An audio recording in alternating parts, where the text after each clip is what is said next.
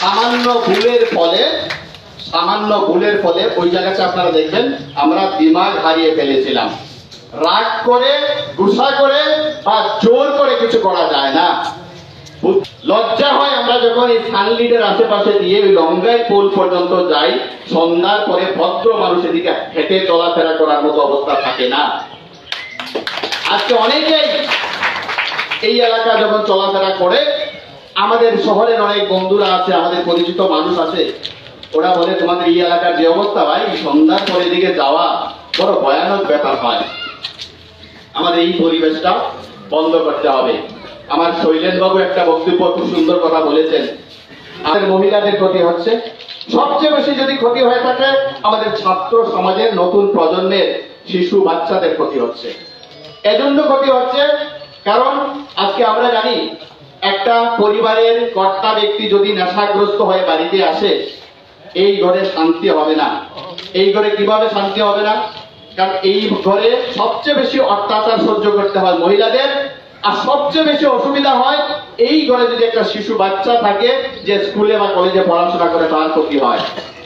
সুতরাং এই যে পরিবেশটা আপনারা উদ্যোগ নিয়েছেন, এটা নাগরিক সভা আপনারা উপস্থিত এখানে হয়েছেন। আমি জানি আমরা এখানে যারা প্রত্যেকের বক্তব্য, প্রত্যেকের মতামত নেওয়া সম্ভব না, কিন্তু আপনাদের উপস্থিতিতে বোঝা যায় আপনারা প্রত্যেকেই চাইছেন যে এই এলাকাটা সুন্দর সুশৃঙ্খল এলাকা গঠন, যে আমরা যাতে জ্ঞান বুদ্ধি দিয়ে কাজ করি, হোশ করে কাজ করি। আজকের দিনে যারা মদ বিক্রি করে, যারা নেশাদ্রব্য বিক্রি করে বা যারা নেশা সেবন করে, তারাও আমাদের মানুষ। তাদের বিরুদ্ধে এই আমরা এখানে যারা আছি, আমাদের লড়াই না, আমাদের সংগ্রাম না, তাদের আমরা যেভাবে সম্ভব সমাজের মূল স্রোতে নিয়ে আসতে হবে, যেভাবে সম্ভব সমাজের মূল স্রোতে নিয়ে আসতে হবে। কারণ এই এলাকাটা আমরা এখানে যারা অনেক কষ্ট করে এই এলাকাটাকে একটা সুন্দর এলাকা করে গড়ে তুলছি, এই এলাকার একটা সুনাম সমস্ত শহরে আমরা গড়ে তুলতে হবে। মাননীয় সভাপতি অঞ্জন চৌধুরী মহাশয়, এখানে উপস্থিত মাননীয় সূর্যকান্ত সরকার মহাশয়, ব্যক্তিগত জীবনে আমরা বন্ধু, রাজনৈতিক ভাবে আমরা একে অন্যের প্রতিদ্বন্দ্বী, আর এলাকার স্বার্থে আমরা দুজনেই এক। আজকে এখানে উপস্থিত আছেন বন্ধ করার উদ্দেশ্যে যে এই সভাটা হচ্ছে, এটা অত্যন্ত সময় উপযোগী সভা এবং এই সভা খুব দরকার ছিল। এবং আমরা যদি দেখি যে এই সবার পেছনে যারা আসেন, তারা সমাজে যে খুব যে বড় শিক্ষিত মানুষ তা নয়, সমাজে বলছি যে গত কয়েকদিন আগে আমার ঘরে আমার সমাজের ব্যক্তি গিয়েছিলেন, বড় বড় ডাক্তার, ইঞ্জিনিয়ার, ইউনিভার্সিটির প্রফেসর, NIT প্রফেসর, তারা আমার ঘরে গিয়েছিলেন, আমাকে সংবর্ধনা দিয়েছেন। আলাপ আলোচনার মাধ্যমে কিছু কথা, কেউ আমরা মাস্টার ডিগ্রি করেছি, কেউ MTech করেছি, কেউ ইউনিভার্সিটিতে প্রফেসর আছে, উকিল আছে। আমরা শিক্ষিত সমাজের জন্য কি করছি? আমাকে একটা এক্সাম্পল দিয়ে দেখান যে আমরা শিক্ষিত সমাজ এই সমাজের জন্য কি করছে।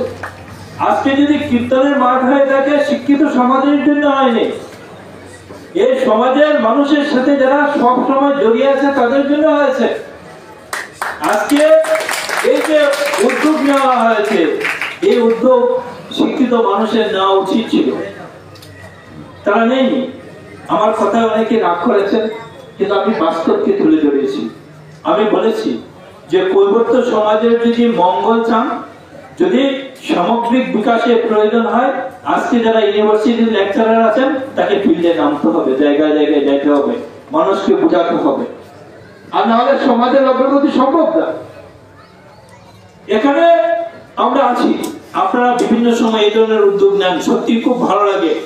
আমরা পাশে থাকি, আমি সূর্যকান্ত সরকার মহাশয়, শৈলেন আছে, আমরা আপনাদের পাশে থাকি, যতটুকু সম্ভব চেষ্টা করা আমরা করি, কিন্তু উদ্যোগটা আপনারা নিয়ে থাকেন। আজকে এই যে মদ জুয়া আমাদেরকে শেষ করে দিচ্ছে। এটা দিন দিন বাড়ছে, কিন্তু কমছে না। আজকের থেকে যদি আমরা 10 বছর আগে চিন্তা করি আর আজকের দিনে যদি চিন্তা করি, তাহলে আমরা দেখবো যে আমাদের ঘরে শিক্ষিত ছেলে মেয়ের সংখ্যা আগের চেয়ে বেড়েছে, আগের চেয়ে বাড়ছে।